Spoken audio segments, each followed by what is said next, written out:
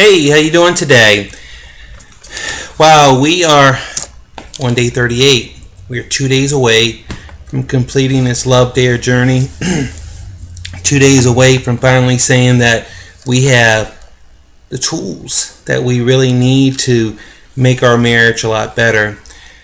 And I'm so thankful that that you have been with me on this journey, because it has been making me stronger, and it's been making me want to continue, not only to try to make my marriage better, but try to also help other couples make their marriage better. We presently know of two couples that are going through a separation and divorce, and it's heartbreaking, especially when there's kids involved, in where one or the other is not wanting to make it work, where they're just fed up and they're just ready to quit and walk away and leave everything behind. We make divorce too easy. We make divorce, possible. We don't fight anymore. And my hope of doing these love dares, and my hope of the marriage ministry, is, just to make marriage alive and to make it worth fighting for, and to make us to really value one another. So today, we're going to talk about the opportunity to be able to really show our spouses how valuable they are and how important they are to us. So let's go in prayer. Lord, I pray for those couples out there that are giving up on one another. I pray for those couples, God, that are walking away from their vows, are forgetting their promises, are not remembering those precious words when they said, for better, for worse, for rich, and for poor. I pray, Father, that you be with these couples, that you comfort them and love them. I pray that you restore and you repair what the enemy is trying to kill, steal, and destroy. I pray, Father, that you hedge up and wall whichever person is involved in having the affair or wanting to walk away from this marriage. God, I just pray that you just help us to remember those precious words that we said to one another. God, it hurts me so bad to hear of a couple wanting to give up. And I know if it hurts me, it hurts you. And I just pray that you move in a mighty way, and that you make the ugliness somehow, some way just disappear. But God, I know that we have to go through all the heartache and the pain that we're going through in order to become a little bit stronger and a little bit more of what you called us to be. Father, help us to keep our eyes on you at all times. Amen. So today, the devotion is entitled, Love Finds Opportunities. Luke 6:38 says, give, and it will be given to you. A good measure, pressed down, shaken together, and running over, will be poured into your lap. For with the measure you use, it will be measured back to you. Luke 6:38. Dreams and desires come in all shapes and sizes, but love takes careful notice of each one. It calls you to listen to what your mate is saying and hoping for. It calls you to remember the things that are unique to your relationship, the pleasures and enjoyments that bring a big smile on your spouse's face.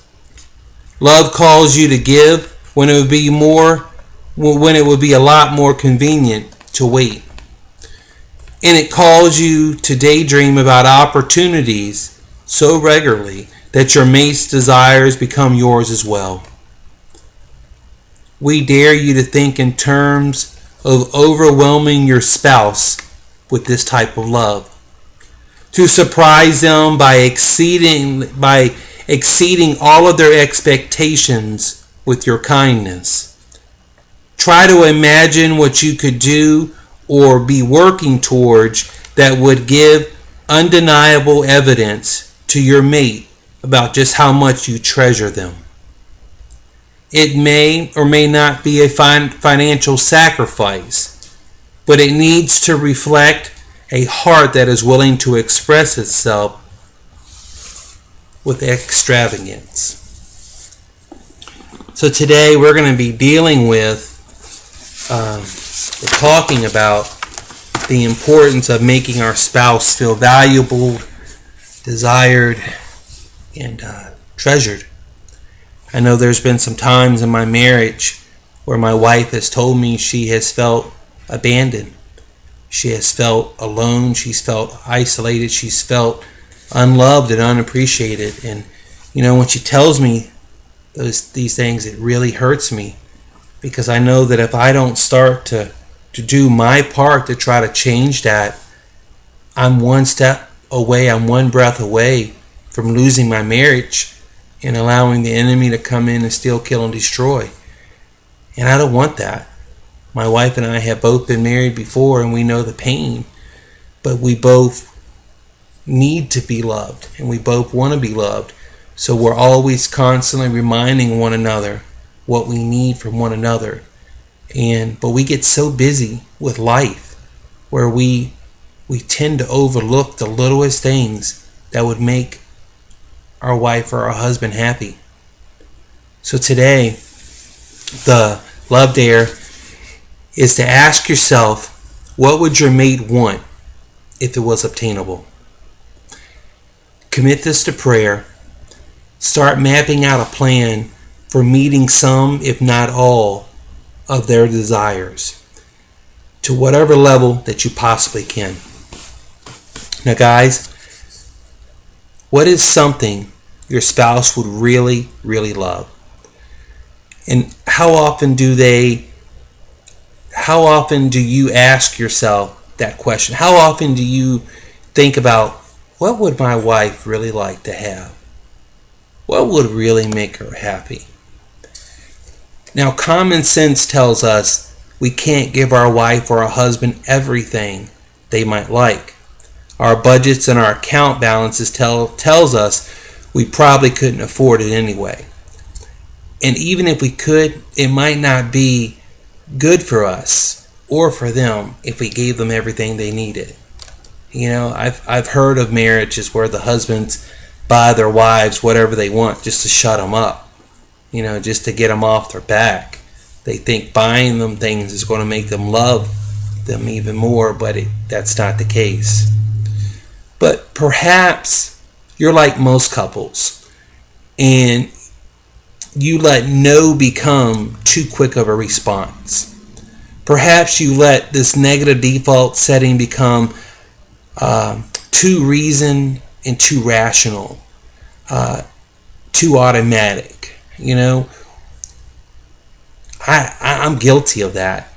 I'm so quick at letting no come out of my mouth without really hearing everything. But what if instead of dismissing the thought, you did your best to honor it? What might happen if the one thing they said you never do for them became the next thing that you did for them? You would blow their lid. You would flip their top. What if that one thing that you've always said no to, suddenly you said, let's do it? Love sometimes needs to be extravagant, to go all out. It sometimes needs to set aside the technicalities and just bless because it wants to. We need to get past certain issues. We need to step out into the wide open sometimes. Is that thinking too much like a teenager? Is love like this no longer on the menu after so many years of marriage? After all, with the way your relationship might be at this very moment, wouldn't it be less than genuine to indulge your spouse if your heart's not in it? If your marriage is on rocky ground right now, why don't you give it the opposite of what you've been giving it for so long to make it be on a rocky ground? Maybe if you do the opposite of what you've always done to your spouse, maybe you can come off of that rocky ground and start getting into some smooth soil. Maybe. Well, how about putting your heart into it? How about putting the get to hat on instead of the have to hat? How about adopting a new level of love that actually wants to fulfill every dream and desire that you possibly can? Think about that. After all, hasn't God's love met like all of your needs? I mean, did he once question what your heart's desire was? I mean, didn't he say he was going to supply all of your needs? Did he question it? Was he quick to say no? I mean, God is your model. His willingness to give, to meet us where we are and to supply our every need should be something that we should imitate every day with our spouse. After all, God didn't have to do what he did.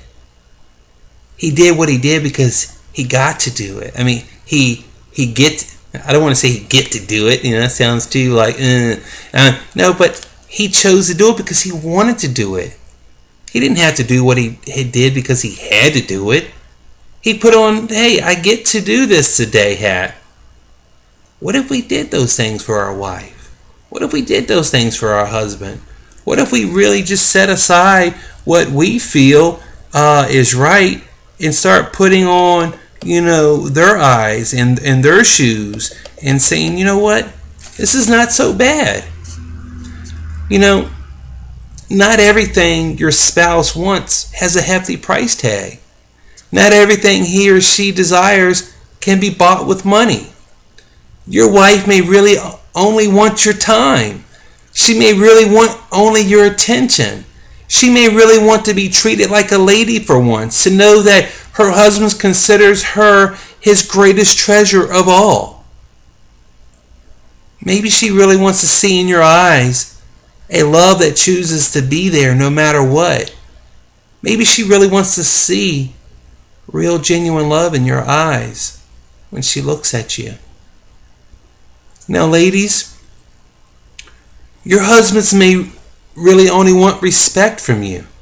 He may really want you to acknowledge him as the head of the house in front of the children.